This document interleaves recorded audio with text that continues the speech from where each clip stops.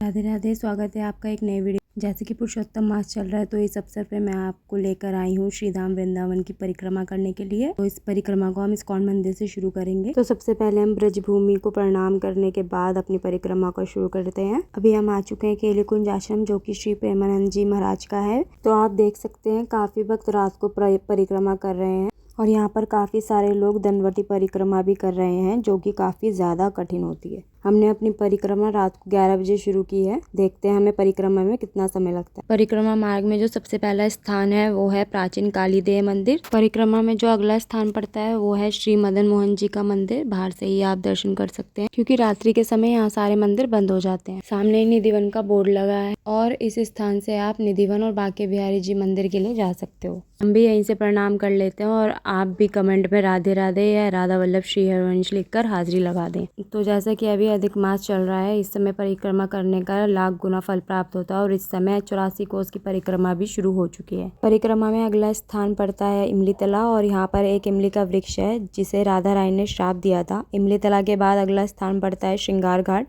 तो परिक्रमा मार्ग में एक गौशाला है, यहाँ पे आप गैया मैया को हरा चारा अवश्य खिलाएं और पुण्य को प्राप्त करें। परिक्रमा में अगला स्थान है चीर घाट। यहाँ के दर्शन आप दिन के समय कर सकते हो। उसके बाद अगला स्थान पड़ता है केशी घाट। आप वृंदावन की परिक्रमा करो तो नंगे पैर ही करना, जिससे कि परिक्रमा का आपको पूर्ण फल प्राप्त हो। फिर हम पहुँच गए श्री यमुना मैया के घाट पर। आप भी यमुना मैया को प्रणाम करो, क्योंकि यमुना मैया की कृपा के बिना ब्रज में निवास तो क्या, ठाकुर जी की कृपा भी प्राप्त नहीं होती है। रात के समय का नज़ारा आप देख सकते हो और शाम के समय इन्हीं घाटों पर आरती होती है।